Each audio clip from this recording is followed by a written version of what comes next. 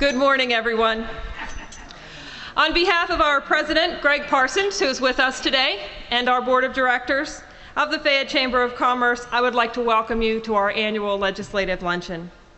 This luncheon is a project of the Fayette Chamber's Government Affairs Council / Public Policy Committee and is supported by our membership at large. I'm Muriel Nettle. I'm the Executive Director of the Fayette Chamber of Commerce, and I'm pleased to see so many of our members present. This is a wonderful opportunity for us to hear from and speak with many of our state legislators. I would like to thank Senator Richard Kusunik, Representative Peter Daly, Representative Deb Kula, and Representative Pam Snyder for proving your dedication to the business community in Fayette County by taking time out of your busy schedule and making this luncheon a priority. I would also like to recognize John Frick, who is with us today from Senator Pat Toomey's office, Jim Conway and Jen Jeffries, who are here from Representative Tim Mahoney's office, and also joining us today will be Fayette County Commissioner Vince Zapotosky. I would also like to convey apologies from Congressman Schuster, who was planning to be here today, but whose schedule changed at the last minute. Finally, I would like to thank our moderators for today's event, Fayette Chamber Board members and co-chairs of the Government Affairs Council, Stephanie King and Matthew Dowling. Today's event is being recorded by Fayette County Television, Atlantic Broadband Channel 77 in Fayette County, and will be rebroadcast several times throughout the next few weeks. The program today is relatively straightforward. We'll eat our delicious lunch provided to us today by the Duck Hollow Golf Course here at the Mallard's Landing Reception Hall. And afterwards, we'll hear a short introduction from each of our legislators. And then we'll go into a moderated question and answer session. So, in the center of each of your tables, you will find yellow index cards and pens. If you have a question to ask of a legislator, please jot down just a couple of notes regarding the topic and include your name and business or organization. We'll collect those at the end of the meal, and then we'll call you to the microphone to present your questions. Don't worry if a question occurs to you in the process of the event. Jot that down, get my attention. I'll be standing over in the area in the back, and I'll get your question over to the moderator. So for now, enjoy your meal. My name is Stephanie King, and I am the co-chair with Matt of the Public Policy Committee of the Chamber of Commerce. And I want to welcome all of you here this afternoon. And what we're going to do now, the first thing is to ask those representatives attending to, one by one, come up to the mic, 2 to 4 minutes, tell us a little bit about yourself, the committees that you're on, and particular legislation that may be of interest to the Chamber members. So I'd like to introduce first Senator Rich Kusunik.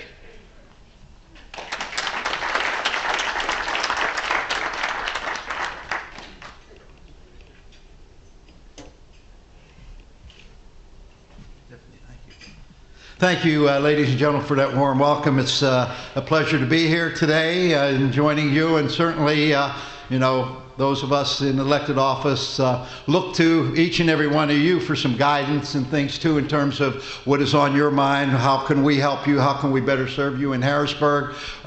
We aren't the experts at everything. I like to refer to us as that jack of all trades type thing. We know a little bit about a lot of subjects, but we're not experts on everything. So what we can learn here today from you obviously will be beneficial to us when we go back to Harrisburg in this budget season that is facing us here. But a little bit about me, and of course a lot of you have offered congratulations. As you know, I'm retiring this year as your state senator. I have the honor of representing this community and this region in Harrisburg for the past 32 years, 12 years in the State House and 20 years in the State Senate. And as I said, it was an honor. And I want to thank the people of the region and a lot of you here who have helped me and supported me over the years. The honor was in you putting your faith and trust in me to do a job in Harrisburg, and hopefully I I earned that respect from you, and I must have. You sent me back for 32 years, but thank you for all you've done for me in my efforts. And I was talking to Barry earlier today. Had I not sought public office, I would have never got to meet most of you. Our paths probably would have never crossed, and I think that's the big benefit to me of all the wonderful people that I've got to know and meet over the years, and have become fast friends with. And certainly a lot of you who took me under your wings and kind of guided me and gave me direction and advice. So thank you for all of that. Currently, as your state senator, I serve as the Democrat caucus chairman. That's an elected position. I've served in that capacity now for the past 6 years. Prior to that, I was the policy chairman. Both of those positions are elected positions by my fellow colleagues, my Democrat colleagues who elect us to our leadership positions. I served in leadership for the Democrat caucus in 18 of my 20 years in Harrisburg, something that I'm very proud of. In fact, I was probably the only first-term senator ever elected to a leadership position. And, that was quite an honor, when your colleagues think that highly of you to bestow that honor on you. Also, over the years, in pretty fast several years, I've served on the Transportation Committee, the Labor Relations Committee. I've served on the Hardwoods Council. I've served on the Rules and Executive Nominations Committee. I've served on the Penvest Board, which I'm currently still a member of, and also the Legislative Air and Water Pollution Control Committee. So over the years, it's been a real experience, and I've gained a lot of knowledge.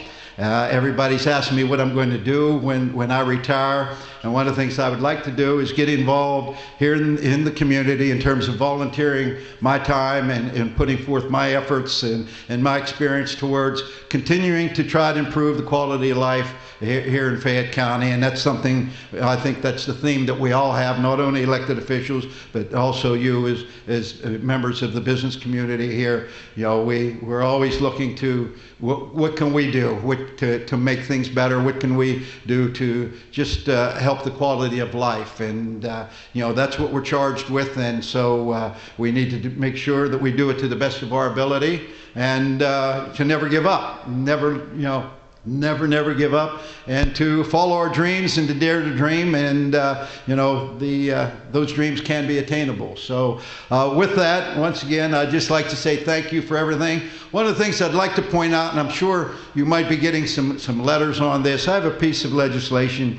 It's Senate Bill 411, and what it's dealing with is acid mine water. And there's a reason why they call it acid mine water. And we all know that coming from the coal fields. But for some reason, the environmental community has come out opposing this piece of legislation. Now, let me just explain a little bit about what it does.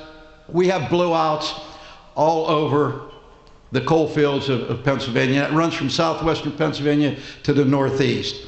And we're continuing to pollute our streams and our rivers and so on. So for years I've been thinking about how we can take this asset, because water is an asset, and if we can tame this or harness this and turn it into an asset, what a great service that would be to all of our communities, because we all live downstream. And that water is coming into our water treatment plants, and it's costing a whole lot more money to clean it up, and it destroys equipment and so on and so forth. So what I did was come up with the idea is to allow the gas drilling industry to tap into these mine pools and use that water for their fracking purposes. Now what they'll have to do when they do that is they extract that water. They would have to clean that water to current drinking water standards. As they use it in the fracking process, once they're done with that and they want to return it to the watershed, they will be once again required to turn that back into quality water and meet the Commonwealth's drinking water standards. Now what we do here is there's two things that happens here. Number one, we're no longer taking the water out of our rivers and streams, we're cleaning up a pollution source. But for some reason, the environmentalists have a problem with this because they feel that the drilling company should be responsible for all the water in that mine. And if we try to make them responsible for all the water in the mine, they're not going to use that water. But if we only make them responsible for the water that they use, they are interested in it, and they want to do that. And not only through the drilling process, there are many other industries who use large volumes of water. And we've opened up the legislation to include anybody who is a large user of water. If they want to use this water, and if they want to treat it and deal with it and return it to the streams and improve that quality of water, we welcome, whether it be a power plant or maybe a steel making process, whatever it is, we invite you all to participate in this. But for some reason, the environmentalists have put a twist on this, and they're trying to convince people that there will be no liability, that they won't be, that the companies that use this won't be responsible for spills or for the water when they return it to the watershed. And that's absolutely not true. And I've had many people come up to me and say, look, we've been trying to do something with mine water for years and years and years. Now somebody finally comes up with an idea, and the environmental community is thumbing their nose at it. So if you get some letters, if you get some phone calls, I want you to understand, what you might be hearing and seeing, there's a lot of untruths to that. And if you want, we'll get you a copy of the bill. You read it for yourself. And once you read it and get an understanding of it, you tell me what you think. So with that, thank you very much for this opportunity. I probably went a little long, Stephanie, but I apologize for that. And we look forward to taking some of your questions.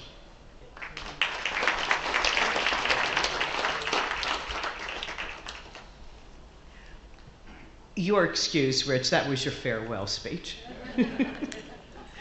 And next we have Representative Deb Kula.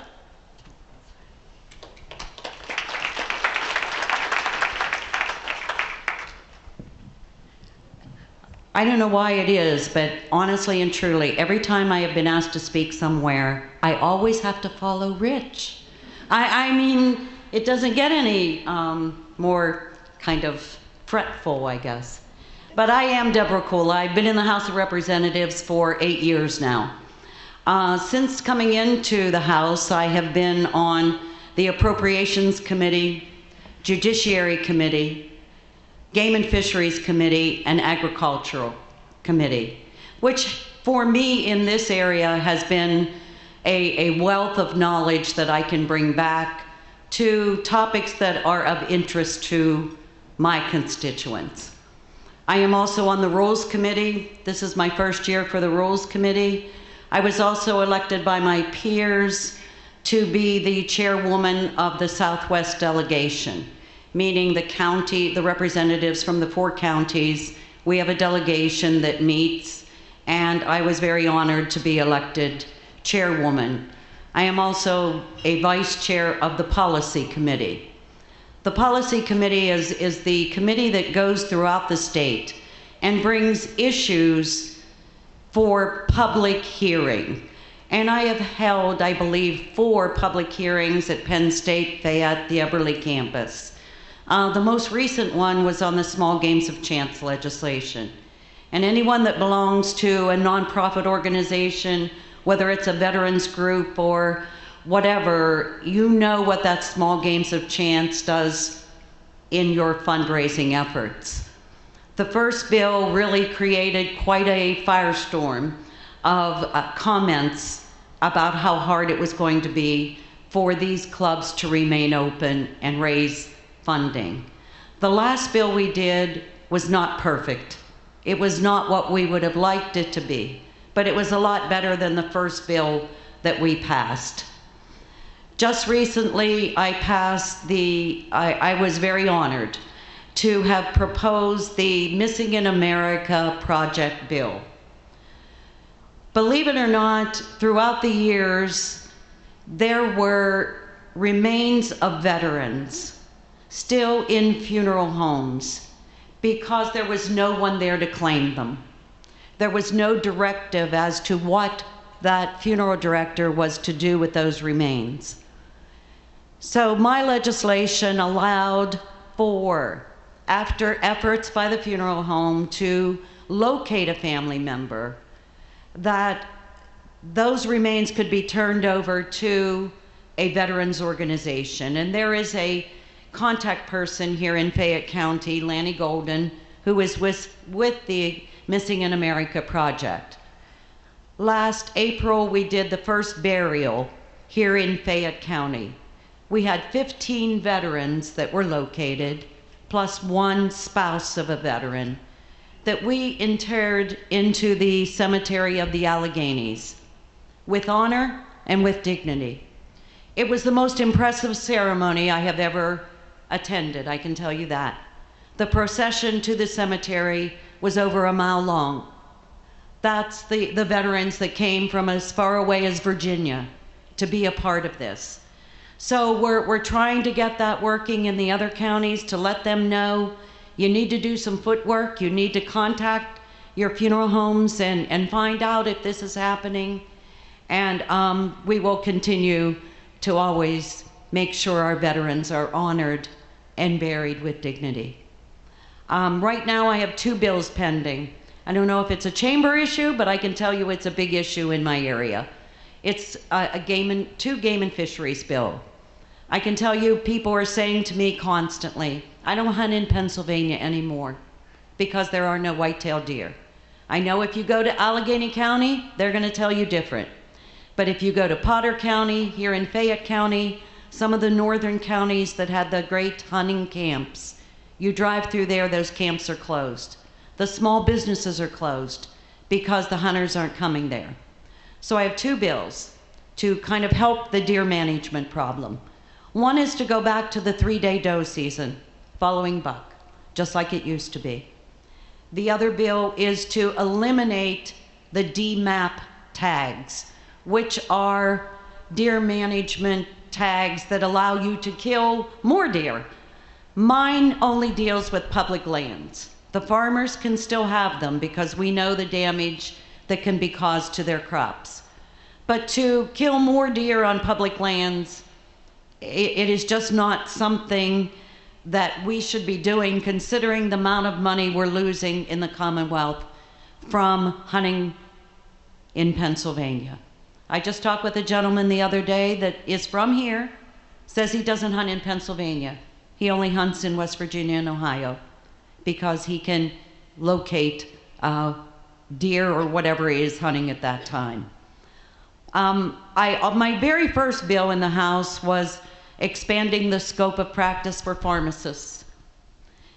Pharmacists could do drug therapy management in an institutional setting, a hospital, a nursing home. They could not do it at any other time. And we hear about the prescription drug problem. This could be a very good way to kind of control that problem, to have another eye on that drug, on that prescription, for the pharmacist to be enter into a collaborative agreement with the pharmacist or with the doctor in managing drug therapy. So that bill was passed, signed into law, the regulations were just adopted. So I'm hoping we will see some benefit to the prescription drug problem we're seeing now. I can tell you I have been able to secure a $1 million grant to bring back to Fayette County for a water project in Lower Tyrone Township and Perry Township. That was something that, as I met with the people, there was a woman present in the audience that talked to me about standing and watching her home burn to the ground because she did not have access to public water. And there was no water nearby, and the trucks just weren't enough to bring it in. So that project brought relief to many people. I can tell you the amount of people that we touch in my office every day. I want to give a shout out to my staff. I have excellent staff that help everyone. I have a veterans fair every year. I have a senior health fair every year. I participate in the Fayette County Fair every year, getting out word of what my office through the House of Representatives can do for constituents. And I want to continue that in a little different way. But I thank you for allowing me to speak, and we look forward to your questions.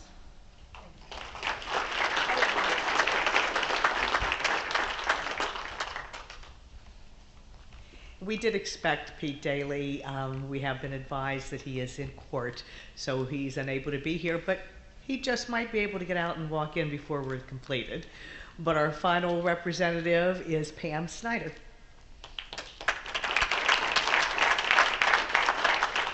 Good afternoon, everyone. It's a pleasure to be here.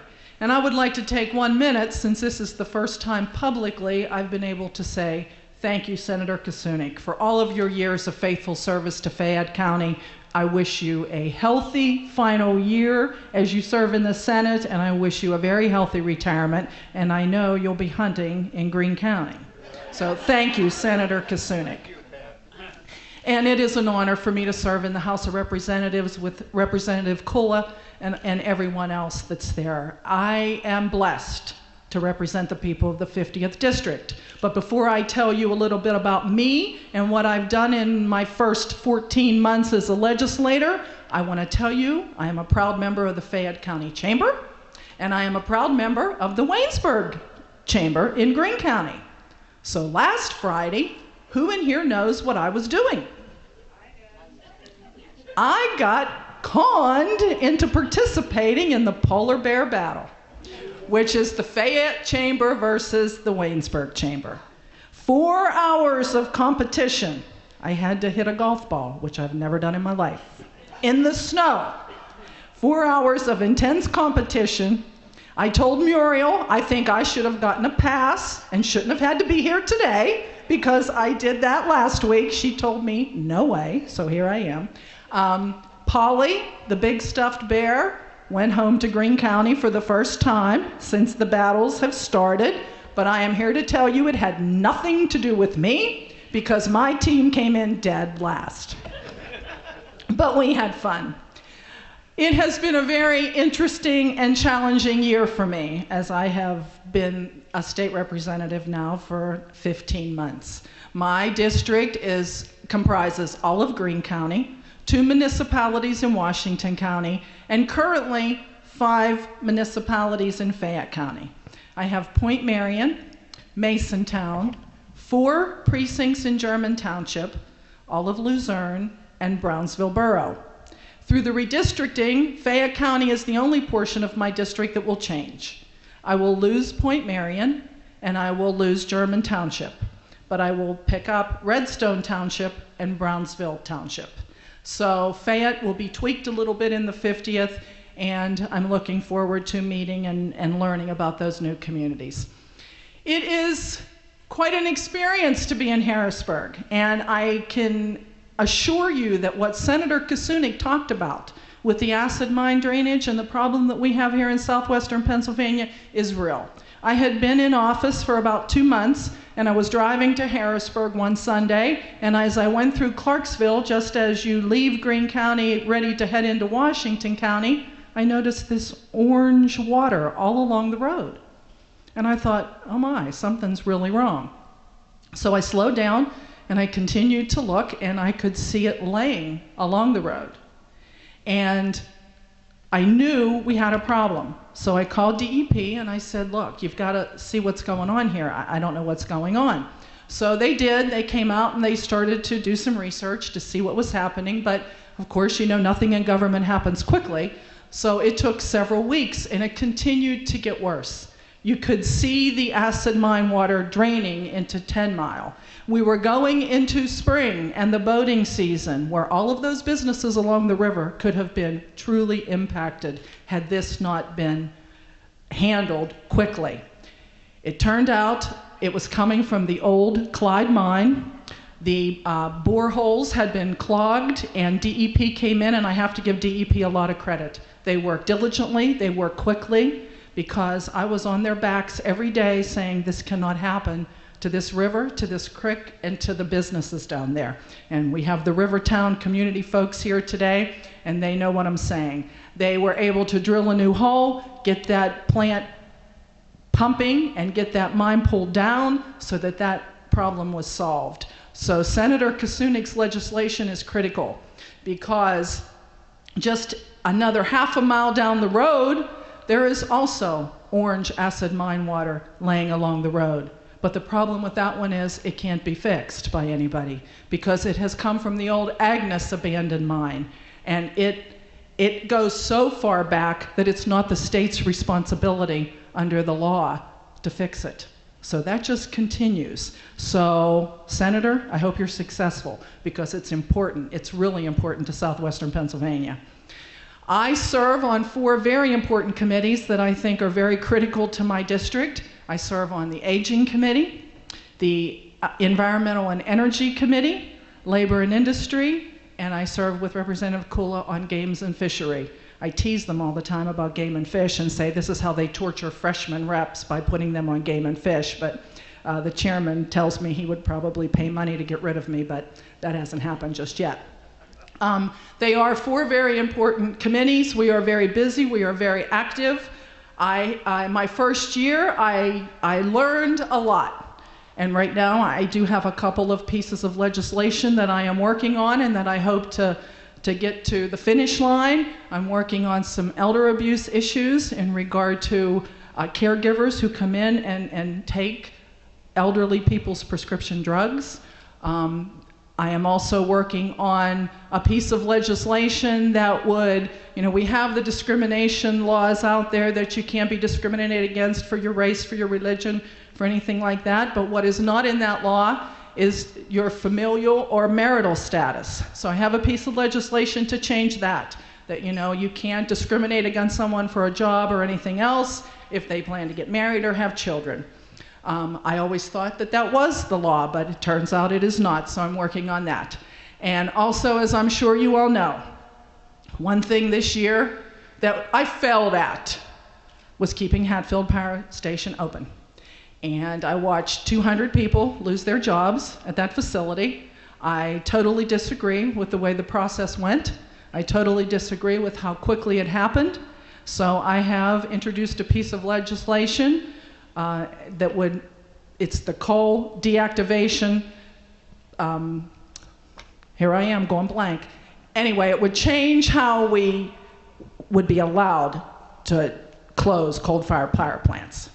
So a company would have to go before a commission to get a certificate before they could even think of going to the PUC and PJM, because there was only a 90-day span when this happened. And I am here to tell you, no matter how much we begged and borrowed trying to get more time, we failed. We had hearings. We tried to bring this to the forefront as much as we could.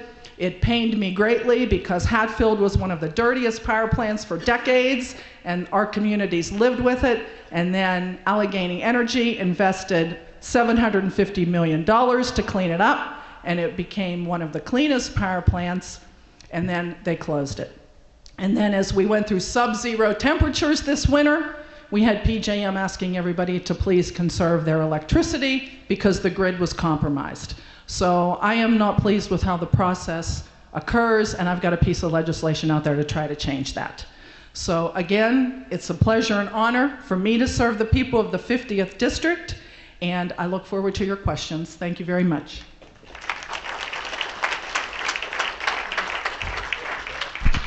Well, we're going to start our question and answer part of the afternoon at this point in time. There are some rules for the event. First, this is an interactive session.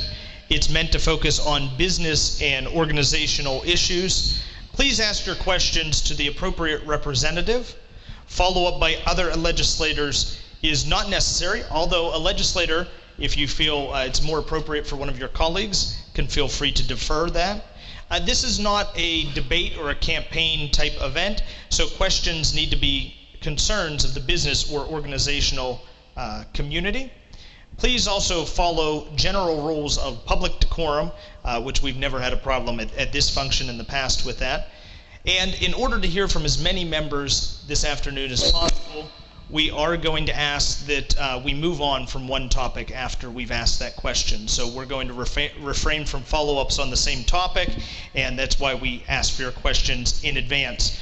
The first question that is going to be asked today will be asked by Harry Franks, the CFO of Fayette County Behavioral Health Administration. Harry, would you like to step forward to the mic, please?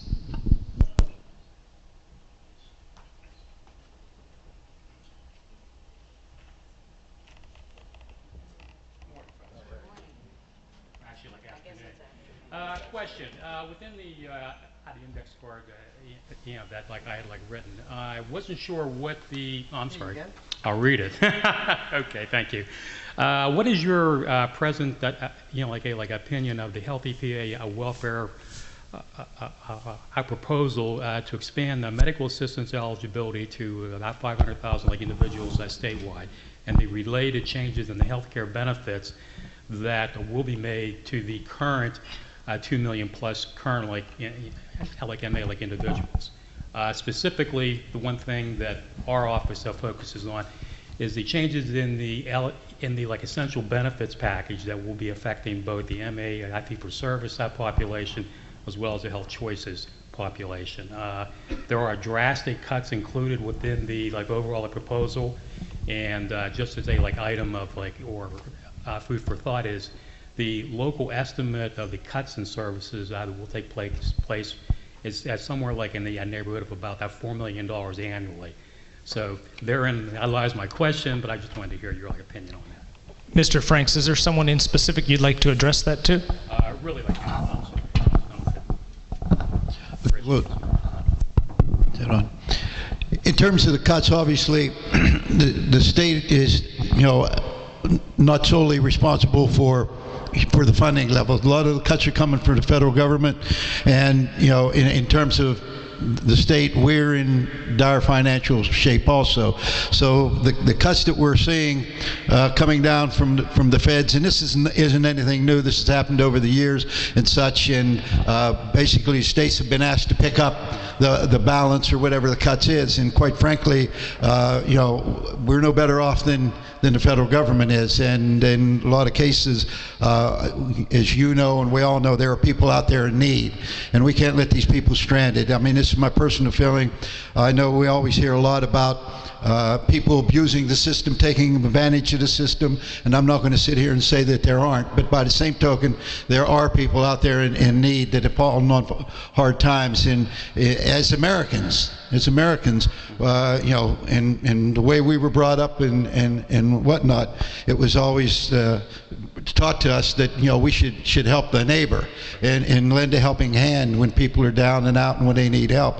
And certainly, as far as I'm concerned, we need to do what we can to help those on a state level, those in need. But by the same token, we can't pick up the slack in terms of hundreds of millions of dollars in cuts nationwide. It's just impossible to do that.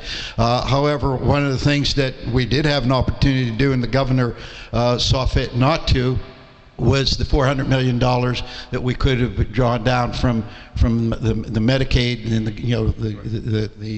the federal plan, and our governor said he doesn't want any part of that, that he's not going to participate in that. So the same token is we're turning our back on $400 million that could be helping people who are needy and who need help, and especially women and children who through no fault of their own are in situations that they just can't help. They're looking for a hand up, and a helping hand, and it's up to us to find the necessary funding or what we can do to retrain these people, to provide sources of education or training or schooling that will allow these people to reach for that brass ring. But as I said, they're looking for a helping hand. They'll pull themselves up by the bootstraps, but if you're born in poverty, it's sometimes a very difficult, not sometimes, most of the time, it's a very difficult situation to get out of that.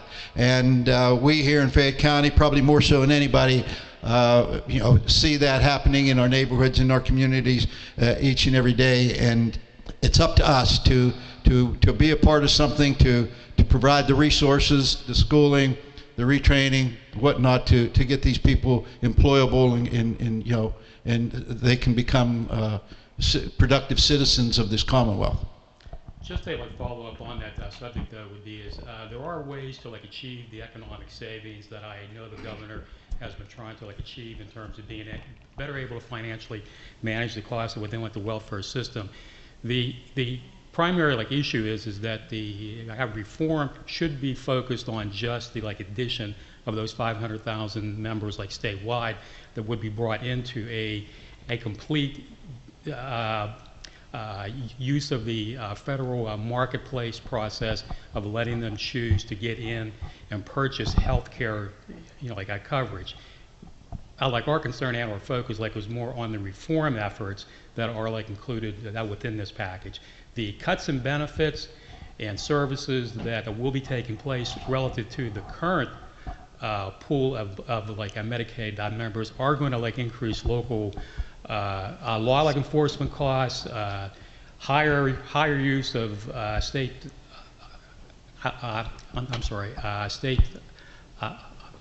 mental hospitals, as like well as possibly a higher use of jail beds.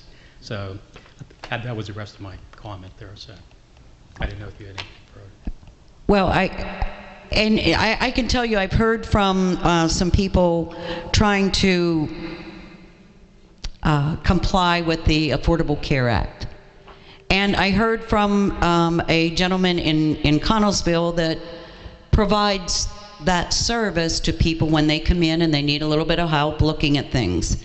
And there are so many people right now that are falling in this crack, that they make too much for one thing, they make too little for another.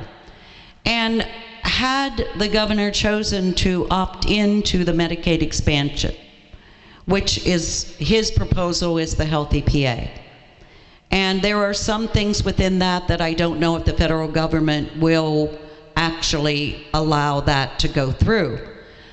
But right now we are losing $7 million a day because of not opting in, when other states have opted and are receiving that money. We in Pennsylvania are not taking advantage of that.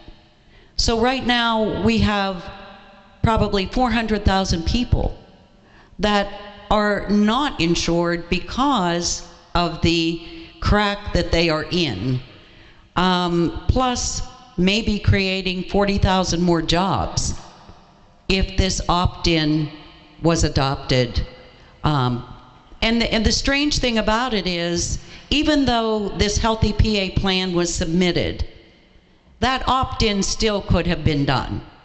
And then I don't know of many times that the federal government has ever offered people the opportunity to opt into something with no strings attached, meaning you can opt out anytime you want to. You could opt in, be on it for a month and say, you know what, this isn't for us, and opt out again. So this is just something that I can tell you throughout appropriation hearings, this was something that we talked about many times as we struggle with this budget and where the money's coming from. And this could have been a very easy way to kind of free up some money within the Department of Public Welfare budget that we could have then maybe looked at other issues that we need to deal with and we're lacking the funding. I agree also with what Deb just said. You know, I think we should be opting into the Medicaid expansion. Healthcare is such a massive issue. I mean, when you're talking about trying to get healthcare for everyone in the country, it's massive. So are we going to stumble along the way, or, you know, are there going to be roadblocks, or are there going to be things that need changed? Of course they are. But in what you do, and I can appreciate what you're saying from my 9 years sitting in a county commissioner's chair. We have a lot of mental health issues in our society, and a lot of those folks are truly falling through the cracks. And that concerns me deeply, because they aren't getting the health care that they need, they're not getting the help they need, and they are ending up in jail, which is not where they belong. So we have a real disconnect happening here that I really think needs addressed. And I am also deeply concerned about our small community rural hospitals. You know, they treat people whether they're getting reimbursed through the Medicaid system or not. And I know my hospital in Greene County, the only healthcare facility in my district, struggles every day to keep the doors open. And I know that what's happening with healthcare is hurting them, not helping them. So I'm deeply concerned about that faction also. Thank you. We will move on from that topic to another, and I would invite up to the microphone Mike Mendel.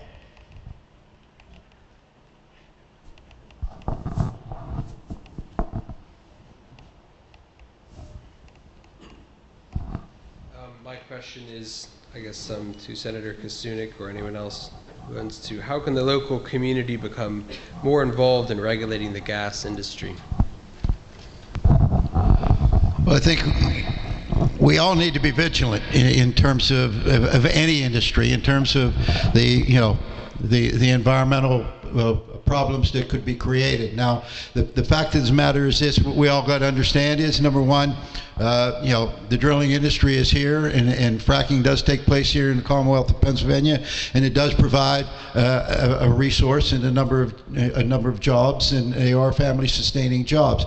And there, personally, I've supported the drilling industry because of what it does for our economy. But at the same time, we must understand that that there have to be rules and regulations that we all have to live by. And I've long said, no matter what what the industry is, we need a balance. We need to be able to make sure that we have clean air and we have clean water and such. But at the same time, we got to provide jobs for our people and for our community, to put food on the table, to sustain the businesses out here that benefit from this industry. So I think what we need to do as we continue the process, this isn't something that I believe that we should just say, okay, all the rules and regulations are in place. This is a moving target. This is something we're going to have to be vigilant at. And as we continue to move down the road here, we need to be open-minded about the needs of the community in terms of the environment. We have to protect the environment at all costs. And I think that the department, the governor, the legislature all have to be cognizant of the fact that industry is here, is going to be here for some time to come, and as accidents happen, as things develop, we hopefully will have the regulations in place to take care of these things. There will be accidents, make no mistake about it. There always will be. But we got to be able to minimize these accidents, and we got to be able to respond. We got to be able to respond to any accidents take place, and also protect those men and women who are working at these well sites and these drilling sites, and the first responders that will be arriving on the scene to take control of the situation. So, as I said, I'm open-minded. I'm sure everybody on this panel will be the same way in terms of being open-minded about what needs to be done, how it can be done, and how we protect the environment, but at the same time provide the necessary jobs that this industry brings to us. And not only, as I said, not only this industry, all industries. A lot of people are saying this is a new industry. This isn't a new industry. This has been, the gas and oil industry has been in Pennsylvania for some time to come. It goes way back to up in Venango County when where oil was first discovered here in Pennsylvania. Way back at the turn of the last century, sometime, maybe even before that. You remember, we all heard the word Quaker State, right? Quaker State, one of the big oil companies in America. Their headquarters and the founding was right here in the Commonwealth of Pennsylvania. Well, for one thing, I think for you to get involved in the community to get involved, I think Act 13 kind of put that back into the community's grasp again, meaning it comes back to local communities to be able to determine where those sites are, where those wells are drilled, and have some say-so. That was a great win for all of our municipalities to be able to have input into what goes on in their communities. And I think just as Representative Snyder said, she noticed something as she's driving down the road that didn't look right to her. And I think everybody in every community, you see something going on that you don't think is right, pick up the phone, let someone know. We all lived, if you lived in Fayette County your entire life and you're over the age of, I don't know, 30, I guess, you remember the coal mines, you remember what went on, you remember the problems that occurred at time. It was Senator Kusunik that brought about the greatest safety bill in mining history a few years ago that really kind of solidified safety in our coal mines. And I think you will see that advancing within this industry. Obviously, as Senator Kusunik said, anything new, there are going to be problems. There are going to be accidents. But that's why they call it an accident. Nobody does it on purpose. That's what it is. But we will try very hard, and I believe we in the legislature have worked hard to make sure that there are rules and regulations that go along with this industry. I think if we see some maybe more monetary benefit coming from this industry into this Commonwealth, we may be able to do much more. What happened with Act 13 in the courts absolutely was a big win for local government. And I think as local government, what you can do is interact with the companies that are doing business in your municipalities. You know, Greene County, we have been drilling a lot of wells. And are there accidents? There sure are. I just had a bad one in February when that well exploded in Bobtown. So this industry being here, it's evolving every day, and we have to evolve with it. And Representative Cole is right. We can't be everywhere. We can't know everything. And Senator Kusunik was right in his opening remarks.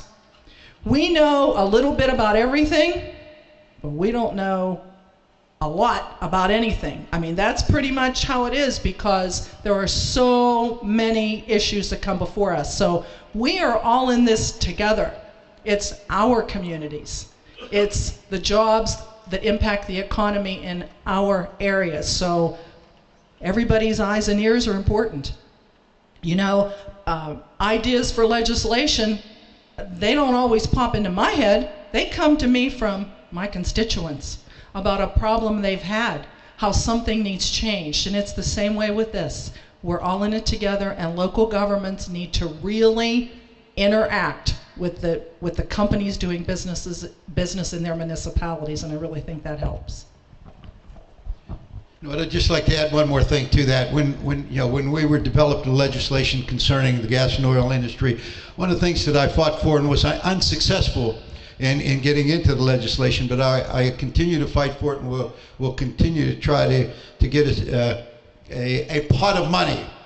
You know, in the coal mining industry, there's so much for every ton of coal that it's mined goes into a fund in terms of cleanup and reclamation and cleanup. One of the things that I wanted to see in that legislation was a sum of money for every cubic foot of gas that that came out of the ground. A certain amount of money went into a pot, like a super fund situation, where there would be money available when there were accidents and there are problems or situations. We would have a source to go to help clean up the site or the accident. If the company all of a sudden went bankrupt or whatever, we would have funding available. As I said, I was unsuccessful in getting that in the initial language, but hopefully as we continue to develop additional legislation concerning the industry, we'll be able to one day get that funding in there for the Superfund cleanups and accidents, spills, that type of thing. So. Thank you. As you may have noticed, Representative Kula had to excuse herself. She has a 1:45 appointment in Greensburg today, so we do thank her for coming, but she did have to step out. Our next question will be coming from Mr. Tom McGrew. Tom?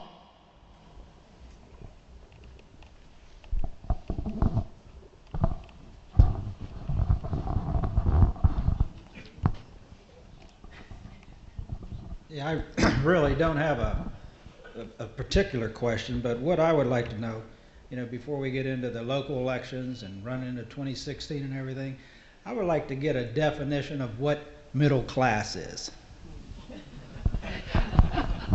I guess my definition of middle class would be, is there a middle class? Certainly it's eroded. The American dream that we all grew up with seems to have turned into the American nightmare, unfortunately. I wonder if the next generation will have the same opportunities as we had. I hope. And I guess I'm becoming my father and my grandfather and such, because I can remember, sitting around the kitchen table and them talking about what this world has come to, what's it going to be like, what are the opportunities going to be?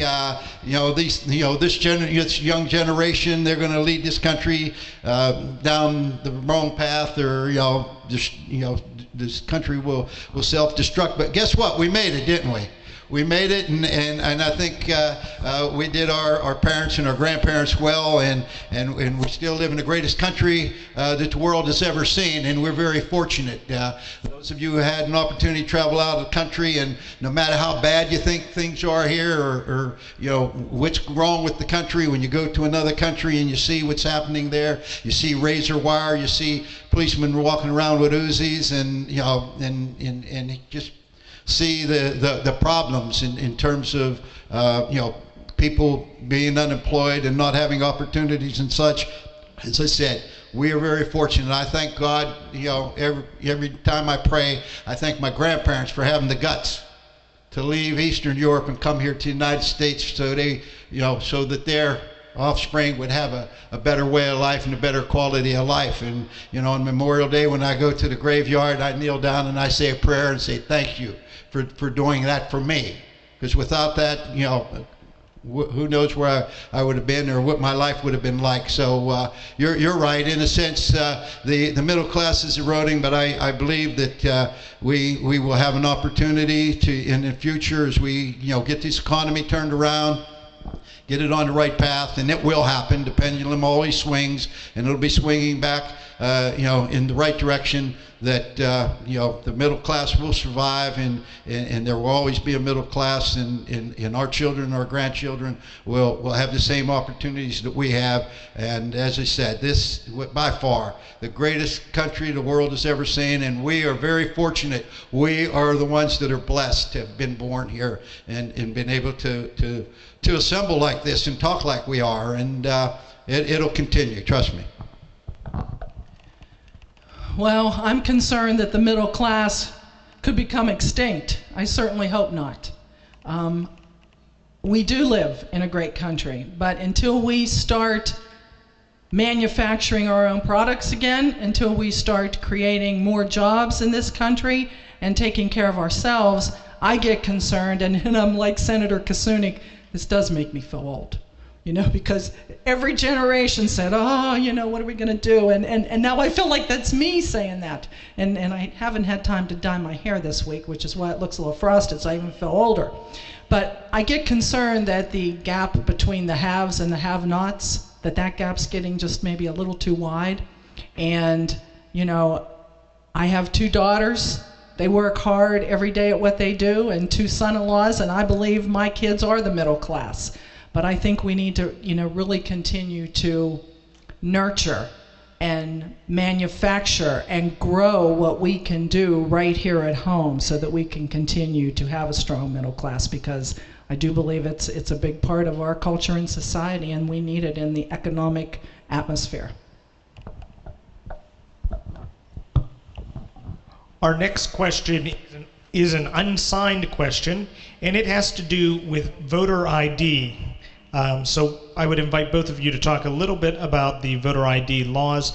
And this person also alluded to an appeal to the appellate court that was filed by Governor Corbett regarding the implementation of voter ID. So would you like to speak on voter ID? Obviously, I'm opposed to voter ID. I think it disenfranchises voters, and the courts, across the land have stricken voter ID laws across the land, and the bottom line is who does it affect most?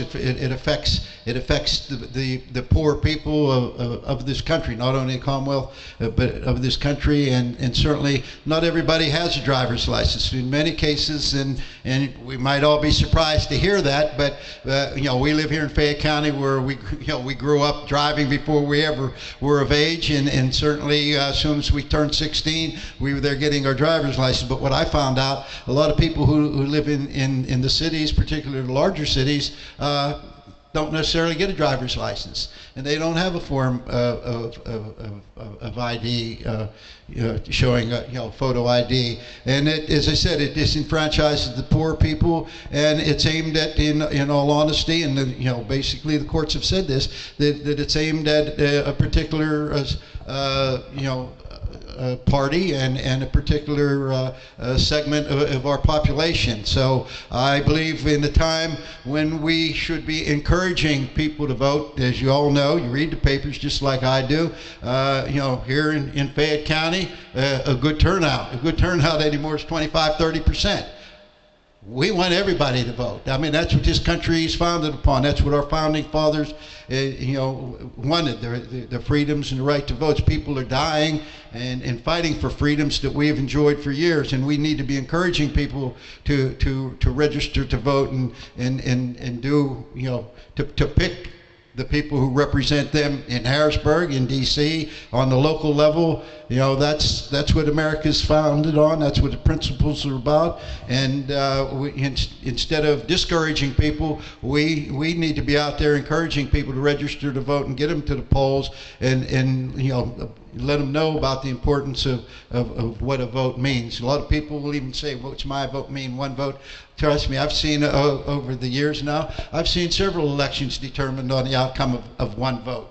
This past election right here in Fayette County, I think we had a couple of votes, or a couple positions that were up, I think last spring or maybe last fall, that ended in a tie. So one vote does count, and everybody should understand we need to get registered, to get out there and vote. In particular, our younger generation, we need to emphasize, and it's up to us. We're the ones that need to do that. It's not up to just to the elected people, but it's each and every one of us to encourage our neighbors and our friends and our children, our grandchildren, the importance of what the right to vote is, and about the men and women who serve this nation fighting for our freedom. And many who gave their lives, who paid the ultimate sacrifice so we would have that right. So instead of making it tougher and harder, we should be making it easier. I think a lot of taxpayer money was spent to enact a law that was deemed unconstitutional by the courts. I think those taxpayer dollars could have been spent on something a lot better than trying to enact a law whether or not somebody shows a license when they go to vote. It's 2014. I can go online to my bank and I can pay all my bills in front of my computer at home. But I can't go online and register to vote. I can't go online and fill out an absentee ballot application. I think we should be making it easier for people to cast their votes, not harder. Senator Kusunik is so right. 25%, 30% of the people decide who is going to represent you and us. We should be encouraging people to vote. It is such a right and a privilege. We should not be trying to hinder votes. We should be trying to get a 90% turnout at the polls. We should be making it easier for people to cast their ballots. Thank you. Our next question is going to come from Rebecca Hilton, the manager of the Uniontown Main Street and Elm Street program. You want to go first? I'm sorry, I didn't hear the question. Pam and I were talking. Becky's going to ask it. I can ask it, yeah. Sorry about that. I work with Main Street in Uniontown and the adjacent neighborhood, Galvin Avenue, which is an Elm Street program. And all of the issues that you've talked about are so important, and the whole idea of this program is to encourage that kind of thing. Families, small business, locally owned businesses produced here in our county, even in our towns.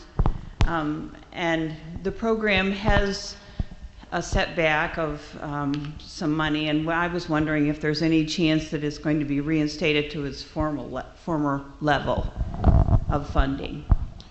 Well, what's happening, the governor has, in an election year, has proposed a $29.4 billion budget, an increase over last year's like $28.7 billion budget. But let's be honest, the proposal is an election year proposal geared to making him look good.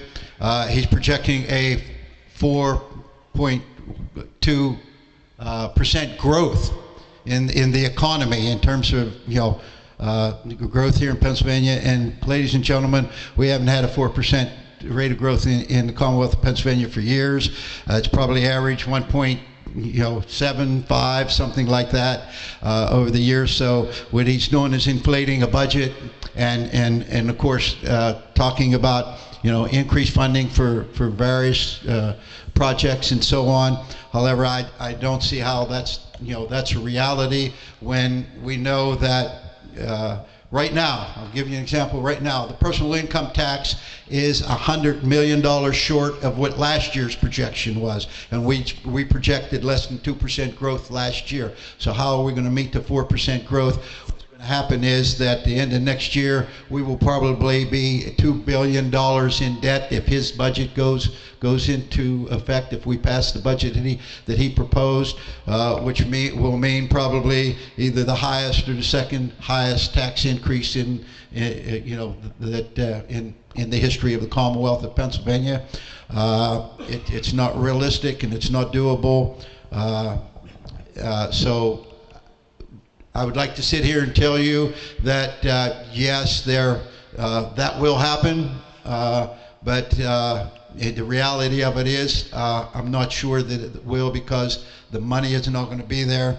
I don't know how the legislature is going to respond to that proposal. I would hope that they are fiscally responsible and understand, what money is there and available, and that can be used, and not go down the path of sinking the ship this year, kicking the can down the road for the purpose of making this look good in an election year, but next year facing a $2 billion budget. And the last time this was done was in 1990, when a similar type proposal was made, and we ended up with a $3 billion deficit in 1990 when Governor Casey took office, and that resulted in the biggest tax increase ever. So, as why I said this will either be the biggest or the second biggest in history, because that's the only way that you'll be able to get out of all that debt next year.